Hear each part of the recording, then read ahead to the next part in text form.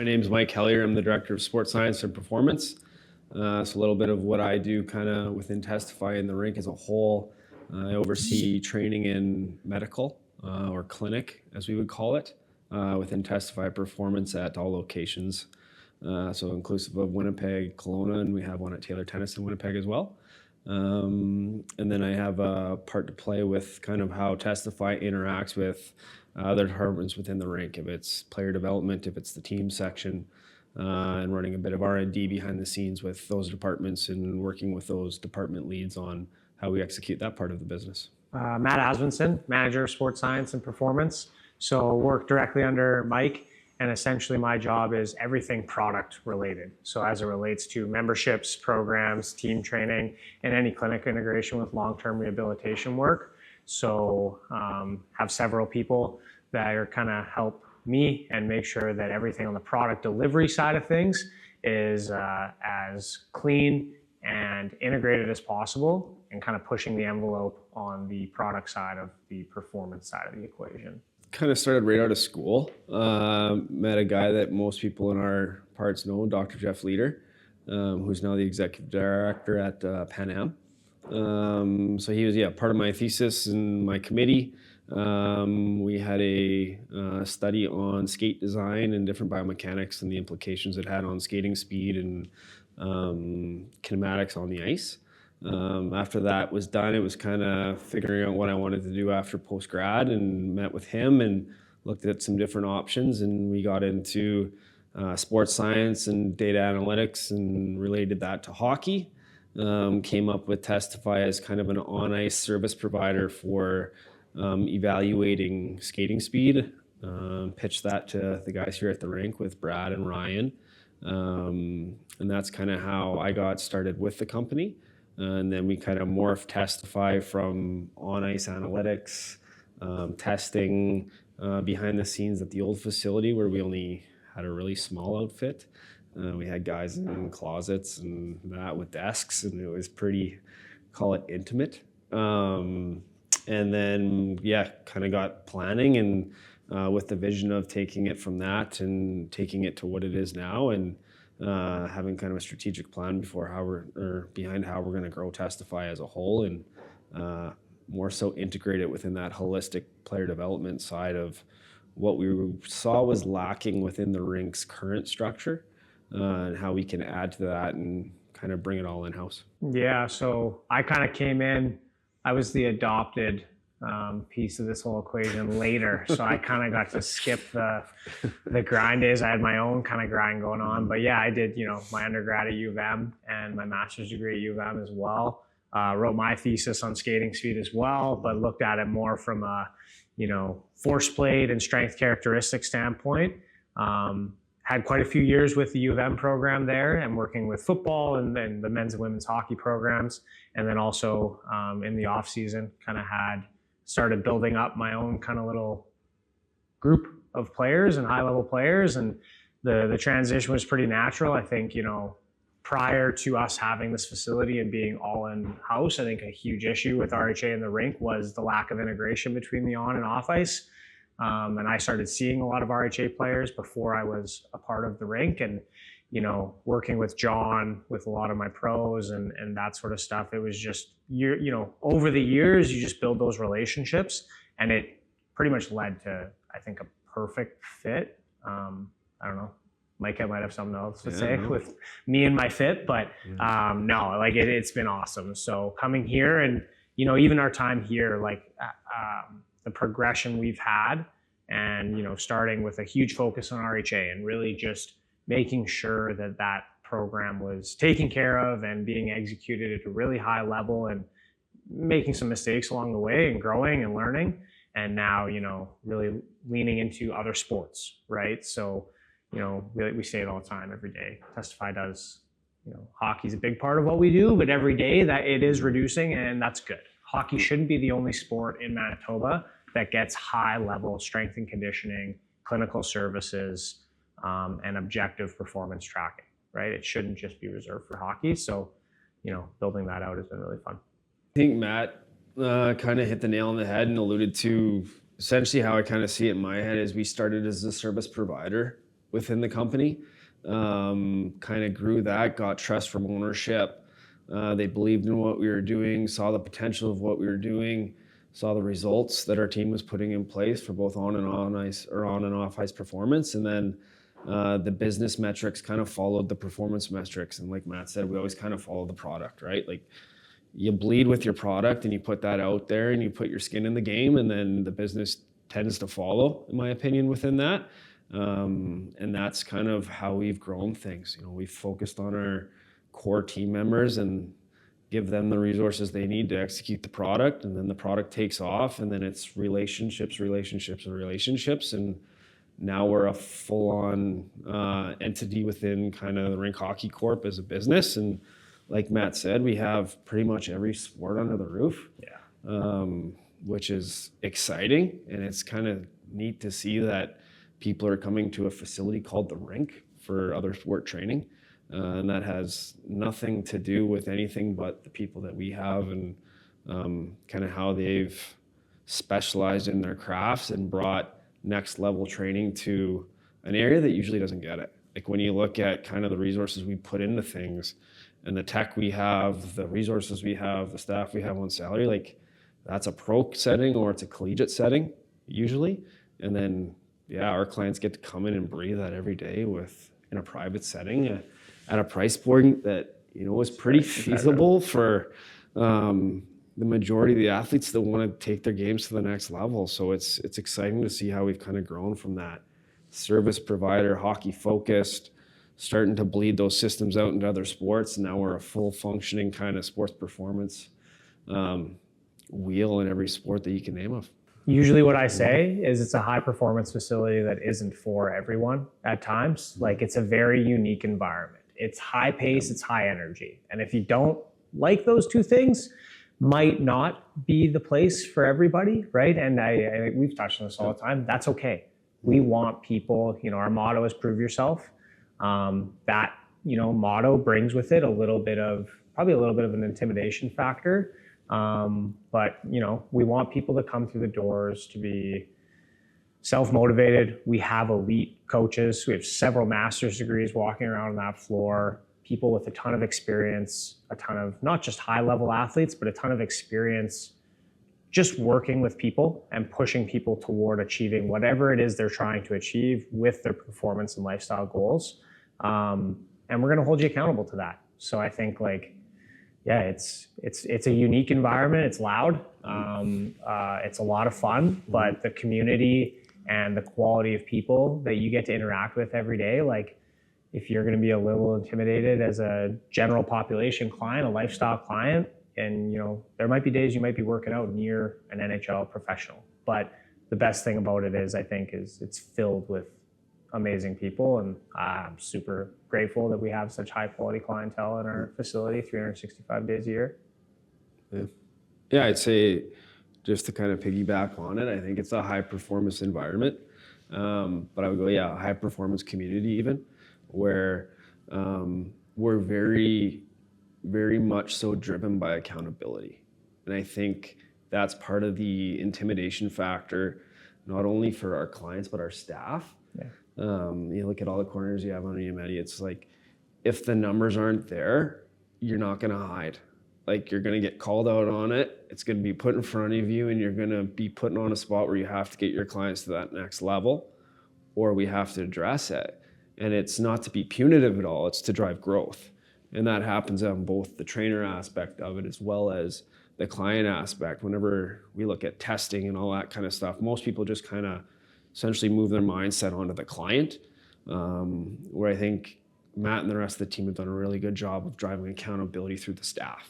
And that's driven our long-term goals, more so than when you're just single focused on a client at a time, where it's kind of bringing that client perspective out and looking at the system as a whole, saying, how are we going to drive this sucker for the next 5 years?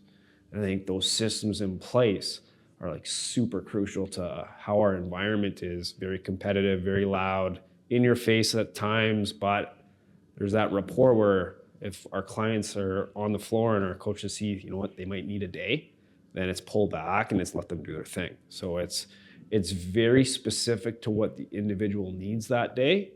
on both the training and the clinic side.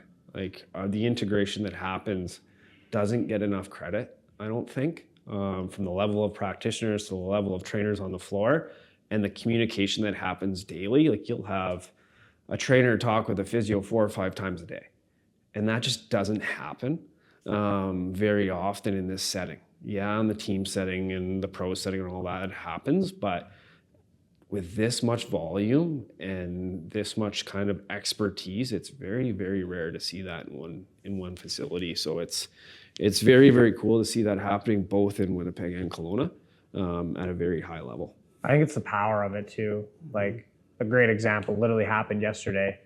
We're doing a long-term rehabilitation for what's going to be a CFL Hall of Famer, and we're kind of stuck, not gonna lie. Like we hit a point where there's a challenge, but I was able to sit down with the therapist in charge of the rehabilitation, and we were able to sift through force plate data at literally an excruciating level of detail, and knock our heads together and really like step back and take that 20-30 minutes to be like, okay, this is what we're going to try to accomplish here in this shorter time frame with the longer term plan in mind, and being able to have that objective piece, the personal piece of including the athlete, and then the trainer to therapist. Like, yeah, you said it, high performance environment. Like that is high performance. That doesn't just apply to a CFL player. That also applies, I have a personal client that I deal with that had a full shoulder replacement surgery. And that process, there's been setbacks,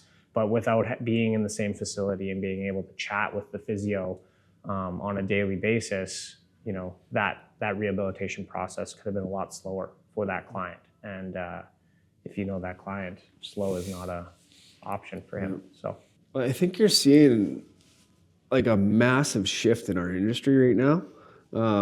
It's been so performance driven, foot on the gas, foot on the gas, foot on the gas. And even like when we were growing up training, like my body was beaten up. Like when I was playing junior hockey, I was $150 going against guys that were 250.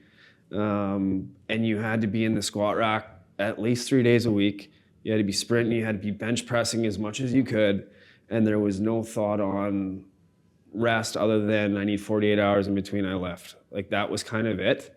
Now you'll see kind of even in the wellness and the health and wellness area, the big health clubs in the States are kind of really driving that. Same in Europe, that we're looking at more of that longevity topic, more so with life after sport. And athletes are really keen into that. Once they hit kind of that junior level, it's how am I going to stay healthy forever?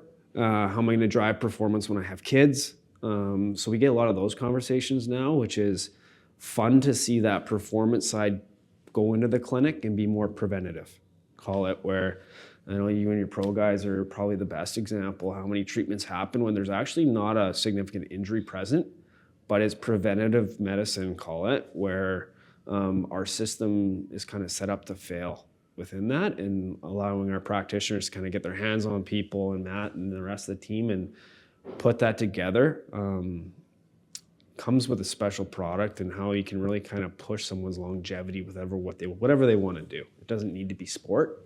So I think the level of practitioners we have, but more so the understanding on how they communicate with an expert on the performance side of the equation really drives it. So I don't like looking at it as clinic and training. It's got to be together. Typically, it's not sold that way. It's not marketed that way, but the product itself comes together. And I think that's a benefit of what we have going on here is you might sign up for a gym membership. Really, you have access to everything. And your performance coach is actually going to push you that way to improve your performance. So it's not a let's recover now. It's a no, that's part of your plan now. It's not an option, which drives performance. If we're talking a professional in the off season, the recovery piece for me is just as important to like optimize performance, if not more important, depending on the age and injury history of the athlete, which we're lucky. We have high retention rates. We've had guys that have been here since we opened the doors. I've had guys, I'm coming up on 10 years with some of my clients. So like, we know their injuries, like, right? We sometimes know more than we want to. So that performance optimization side of things is massive. Like initially screening somebody when they come home and identifying, obviously there's going to be bumps and bruises from a long season. There's going to be issues. But to have a physiotherapist look at it through their lens, which is a completely different lens than mine, brings a huge amount of value, right? Because, if it's going to be me, the gas, the horsepower, that sort of stuff, that's how I'm going to look at things. Our physios are going to come in and look at things with a little bit more of like fuel efficiency, and the car analogy is a really easy way to look at it, right? So I'm going to come in and I'm going to drive this thing as hard as I can, and hopefully, turn that athlete into a more robust, higher end car, right? Versus the physio is going to come in and maybe try and take that Ferrari and make it a little bit more fuel efficient in key areas. And Mike said the word longevity multiple times. And at the end of the day, when you're talking about these high level athletes, like health is number one, right? So everything we do in the gym is health based, but obviously in the clinic, you can see that correlation really closely. I think we do a really good job of taking an objective approach to that as well, right? So we touched on utilizing technology. So people will look at like our force plates and think how does that have anything to do with clinical and table-based physiotherapy work, right?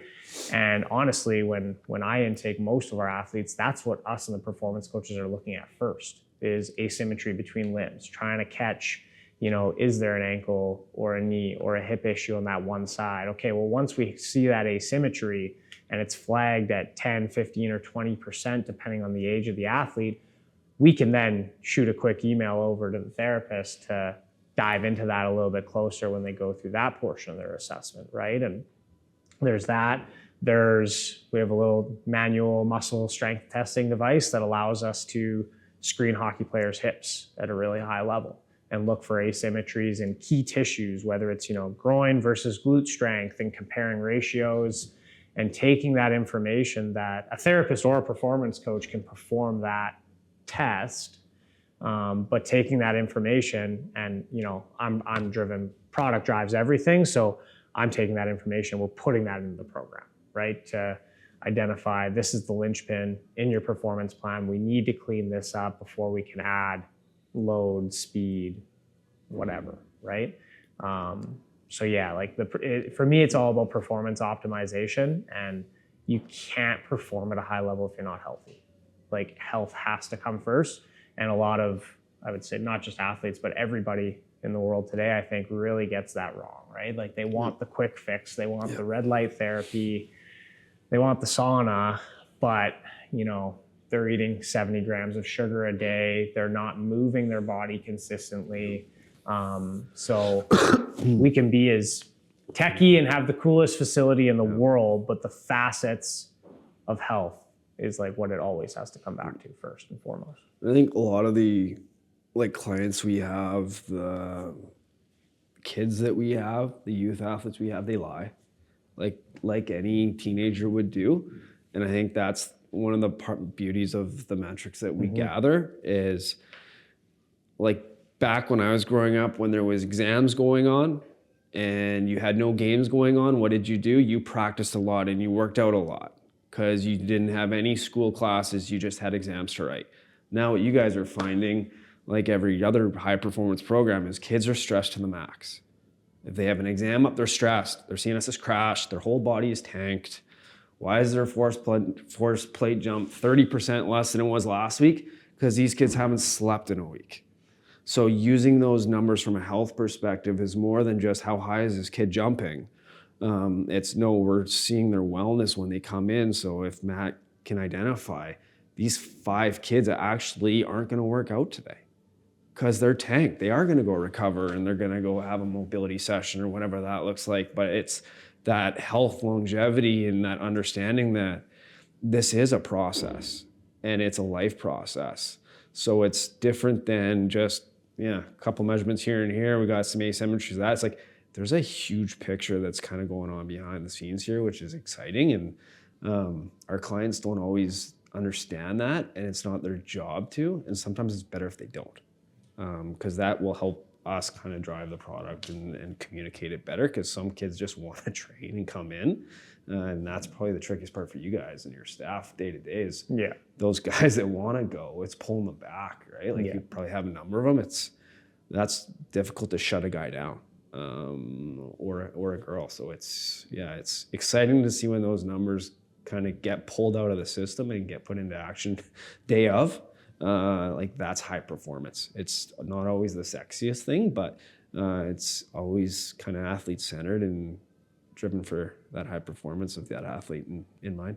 Yeah, the power of it is doing it every day, right? Like it's like anybody can do one force plate, but the fact that we can do it on a weekly basis and make those little adjustments, like, you know, a lot of those adjustments might not show up on the program, and that's okay. But that's where the high quality coaches come in, where it's like they don't need a process. Like if they see 17.2% asymmetry and it happened over all 3 repetitions on the force plate, none of the coaches need to come to me for guidance on what to do. They're going to go and troubleshoot that themselves. But if you're doing that week over week, month over month, year over year, you know, hopefully we're solving that issue at the root, but you're also maybe potentially, you know, preventing some sort of train wreck at the end, right? So standard product for memberships, you have bronze, silver, gold, platinum packages. How they're differentiating, obviously price and kind of what each level gives you. So you get a certain amount of trips to the facility, you get custom program builds, you get access to recovery room and cold tub and that kind of stuff. And then we have it kind of divided into athlete and lifestyle. So athlete is you were playing a sport and you have goals for that sport, you're kind of in that bucket. Lifestyle, we typically see, call it executives or high performance individuals that are looking at some serious goals within their lifestyle or that longevity. And they're here usually on like a 12-month basis. So our athletes tend to be seasonal because they have that competitive season, and then they're off with their clubs if they're not here with us all year with RHA. And then your lifestyle is more driven to that exec. Yeah, athlete versus lifestyle. Essentially, you know, we're a semi-private training environment, right? So one-on-one, we don't do it. I don't think we don't really love charging people that much money for it. We think with the quality of coaches that we have, well, we don't think, we know we can manage that kind of, you know, that 1-to-4 ratio with the clients that we attract and the coaches that we have. It creates a really unique community and a unique environment where, you know, people aren't going to need their hand held, of course, right? People are going to need to be coached and refined, and there's going to need to be adjustments made on the daily and sometimes several times within a session, right? So that semi-private environment is super key, and that's how both the athlete and lifestyle membership offering operate. Some of the key differences, right? It's just the conversations you're having and the intake for me. So on the lifestyle side, you know, it's a 12-month thing. You know, don't want to throw any shade at our lifestyle members. They tend to be older, right? So they do tend to be, you know, they're not a youth athlete. So with that, you know, that intake process with the physio and the performance coach is going to look a little bit different. You know, there may have been surgeries, there may have been health complications in their previous history, and they may have very different goals than a 16-year-old soccer player, of course, right? So how we're going to kind of build that plan is going to be catered to their needs. Compared to on the athlete side of things, now we got to like ask questions, you know, about practice schedules, competition schedules. You know, are you doing any skill development outside of here? What have you done prior from a training standpoint? You know, what's worked well for you? What do you like doing? They're a little younger, so that conversation is going to look a little bit different, right? And of course, the testing too. So you're a 17-year-old athlete and you want to go on to play collegiate soccer or something like that. It's like, well, we know what occurs at the collegiate level from a training standpoint, so we're going to prepare you for that. And yeah, you are going to do some old school stuff. You are going to squat. You are going to do some of the things that we know your collegiate strength and conditioning coach is going to make you do, right? Or if you're already committed to a school or a future club, we'll reach out and contact that person. Like we have that professional rapport where we can do that. On the lifestyle side, not relevant, right? So it's going to be more direct you and client working to kind of build that plan and make sure it's sustainable over time, right?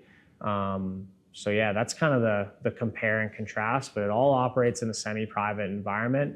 Everybody, the capstone, I guess, is it's personal training at a fraction of the cost. So you're getting individualized program design. It's built around you because how soccer player A and soccer player B, their strength, their muscle mass characteristics, their speed characteristics, it's all going to be different. Nobody's cut from the same cloth. So, and that's the exact same thing on the lifestyle side, right? I think it's a premium service too. Like it's, like Matt said, like it's kind of hard when you're like starting a business and you're trying to make the balance sheet balanced. But now getting to the point where we're at and understanding that it's okay not to be for everybody. And I think that's important because that drives the community and the expectation. You're not at one of these big health clubs where you have some random guy beside you taking his shirt off and taking pictures of himself in a gym. Like that just doesn't happen here. It's high performance. You're gonna pay for that. So it is a premium service. You're gonna pay for that. And it's okay that it's not for everyone because when you come through our doors, you are expecting high-level coaching, high-level facilities, and a high-level environment. Like that's just the reality of something like this. It's not coming into a big chain and dealing with all of the noise and stuff. You come in here, you have some specific goals. You're gonna have a lot of fun when you do it. But it's okay that it's not for everybody. And that kind of drives us too, where, you know, the people that we get to spend our days with in that membership stream are next level human beings. Like they're not even, it's not even about the athlete or the lifestyle. It's like they're good people. And it's fun to be a part of that. Yeah, I think a great example is you have a U15 AAA player that started with us in November, December. He has 2 weeks of spring break. He was in at 7:30 this morning, training on the same iPad as Brady Oliveira. And like, you could tell the kid was like, whoa, right? And like, but that doesn't happen at a chain gym. Yeah, it doesn't. So it's pretty cool. And that kid can, you know, Brady's dabbing him up and like just stuff like that, where it's like, that's way more motivating than anything this trainer is going to say, right? You have the MOP, MVP of the league. Like I know that carries a lot more weight than I do. So and it makes our lives easier. Oh, like, yeah.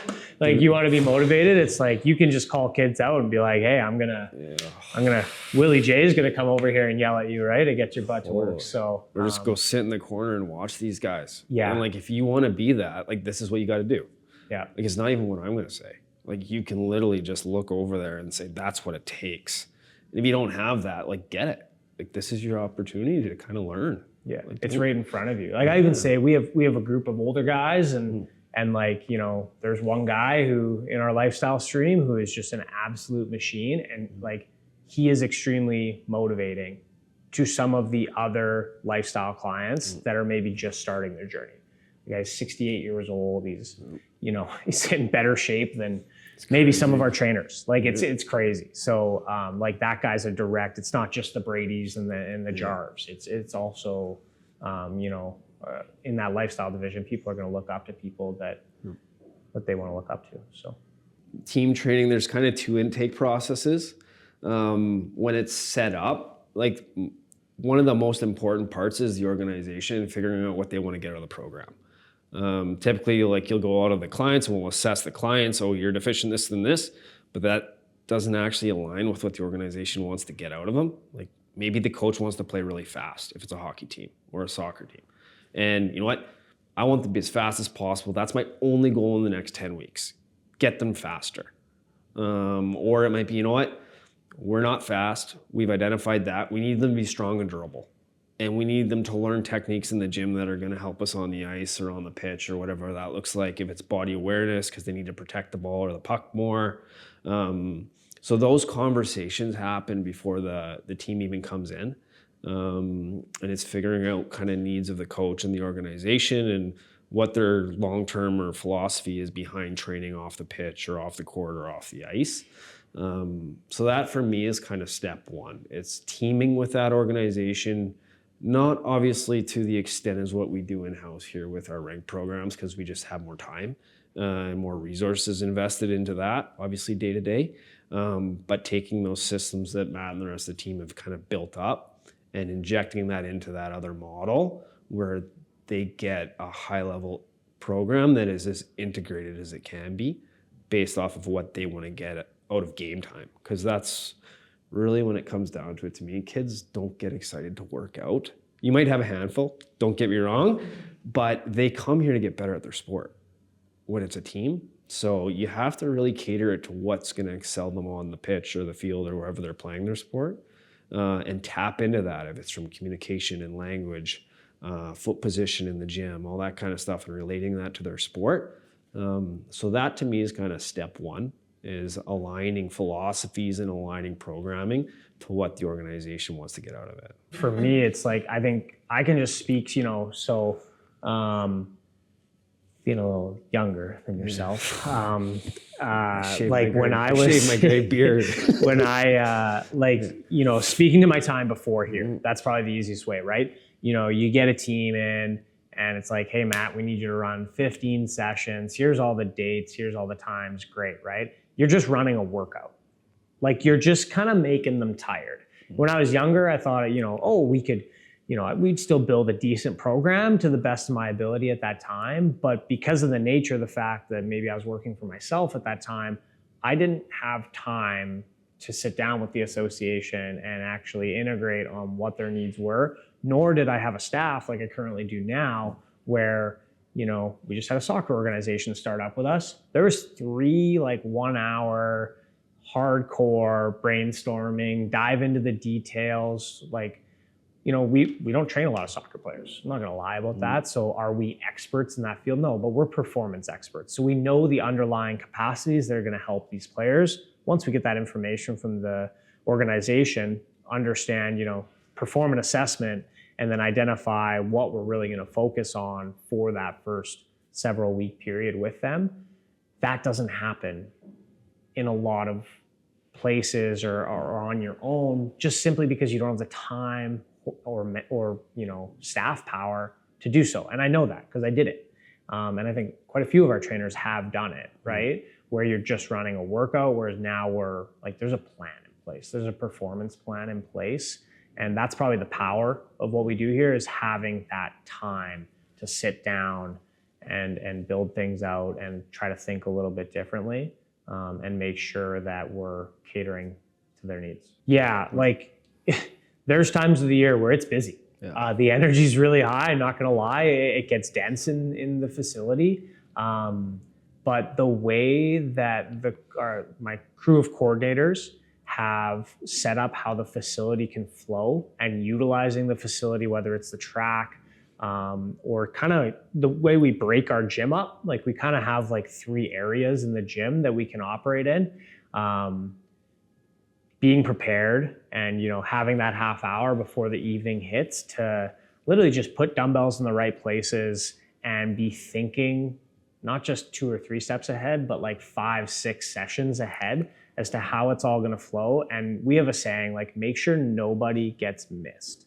That's a huge thing for me personally, because, you could just use the busy or chaotic times as an excuse, and that just doesn't really fly with our group of coaches, where it's no, if a lifestyle client does book in at 6 p.m. and we have 2 volleyball teams in and some, a few athlete members as well, that's on us. We need to make sure the facility is flowing appropriately and that we're scanning the floor. And there's a lot of systems behind the scene in how we develop coaches to make sure they're doing those things and building up those skills of thinking ahead, scanning the floor, making sure nobody gets missed. So I think the really unique part of it too is, like Matt said, you'll walk into the facility and you'll see 30 athletes training. You might see 5 athletes doing the same movement, but they're doing it at different velocities, or there's different cueing going on between those different 5 athletes. So from a kind of a regular, if it's a parent walking into the facility, they're doing the same thing. Those 5 people are actually doing something completely different because they're driving different adaptations, where how the team has kind of managed that from a volume perspective to get everyone in, get the workouts, but still have that individual aspect of what that athlete needs is very high level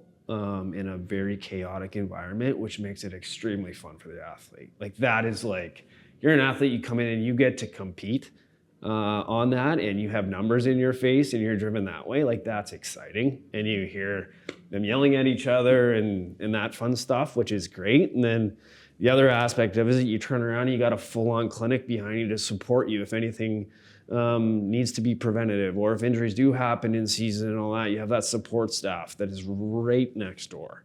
And they get the same integrated field when they're getting intake as well. They get access to all the services, and then the kind of really unique and cool part for me is the family aspect. Like now I have 3 kids at home. So if I can actually get a workout where my kid is getting a workout, I don't have time right now and get out of my basement gym once in a while and be in a beautiful facility, or you know what, I just need to go get a massage when my kid's working out. Like that stuff's happening now, and it's very cool how that's kind of blossomed rather than being kind of the afterthought, where mom and dad are actually taking advantage of services because they're realizing their time is so valuable, and this is a good place for it. Yeah, for me, it's all about the staff. Like that is probably like one of my most proud accomplishments, is like seeing how our staff has grown.